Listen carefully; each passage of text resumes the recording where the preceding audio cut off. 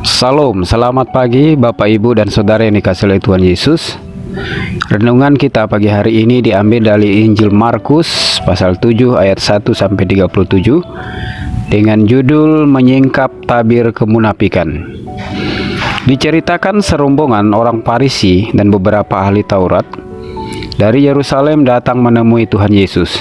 Mereka datang bukan untuk mendengarkan ajaran Tuhan Yesus, karena orang-orang Farisi dan ahli-ahli Taurat tidak senang dengan apa yang Yesus ajarkan dan apa yang Yesus lakukan. Mereka datang dengan motif terselubung untuk menilai dan memberikan vonis bersalah terhadap beberapa murid Tuhan Yesus yang makan tidak mencuci tangan. Tuhan Yesus menilai kehidupan beragama ahli Taurat dan orang-orang Farisi adalah munafik. Melalui renungan ini, mari kita mengupas kemunafikan orang Farisi dan ahli Taurat. Yang pertama, mereka memuliakan Tuhan hanya di bibir atau di mulut, hatinya jauh daripada Tuhan. Mereka berseru Tuhan, Tuhan, Tuhan, tetapi hatinya penuh dengan kejahatan. Di Injil Matius pasal 23 ayat 1 sampai 26, Tuhan Yesus mengecam dengan keras kemunafikan orang-orang Farisi dan ahli-ahli Taurat. Mereka menjalankan kehidupan beragama hanya ingin dilihat, mengelabui orang dengan doa yang panjang-panjang, berusaha membuat orang bertobat, tetapi mereka tidak mau bertobat. Suka bersumpah demi nama Allah, demi bait suci, dan demi tempat-tempat kudus. Yang kedua, mereka lebih kuat berpegang pada adat istiadat dan tradisi manusia. Mereka mengabaikan firman Allah dan perintah Allah. Adat istiadat dan tradisi manusia banyak yang baik dan mengatur kita secara sosial, tetapi banyak juga yang sudah tercemar oleh dosa, bahkan menjadi media kuasa kegelapan untuk mengikat kita pada tahayul dan dongeng-dongeng yang menyesatkan. 1 Timotius 4 ayat 7. Yang ketiga, mereka lebih mengutamakan ritual dan korban persembahan dalam ibadah, tetapi mereka tidak melakukan perbuatan kasih terhadap sesama.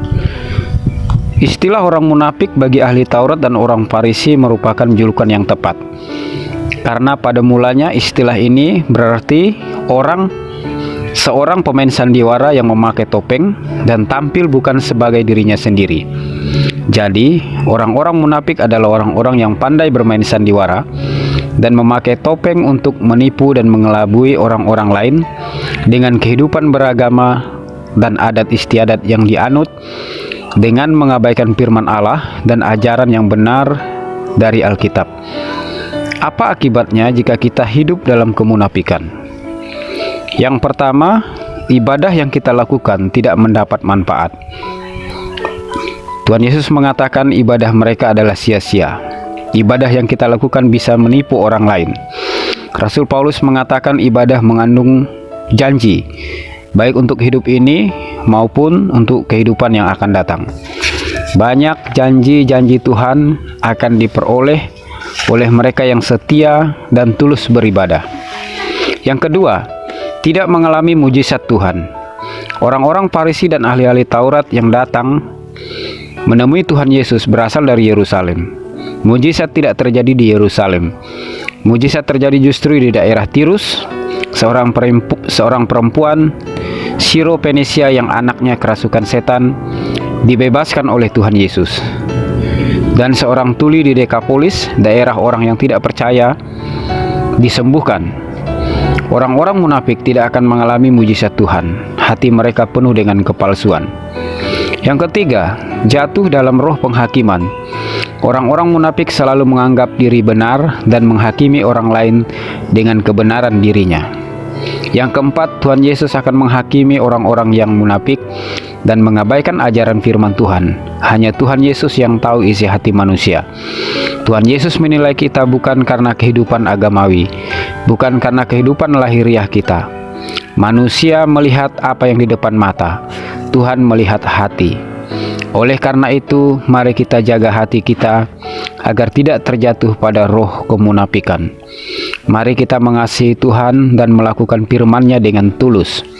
Mari kita melayani sesama dengan sepenuh hati.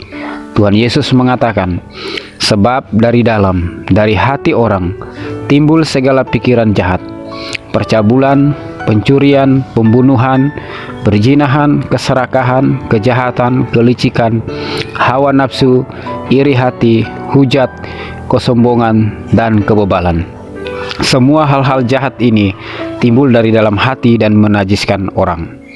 Tuhan, jauhkan kami dari perilaku munafik. Mampukan kami tampil apa adanya sesuai dengan firman-Mu. Tuhan Yesus memberkati. Amin.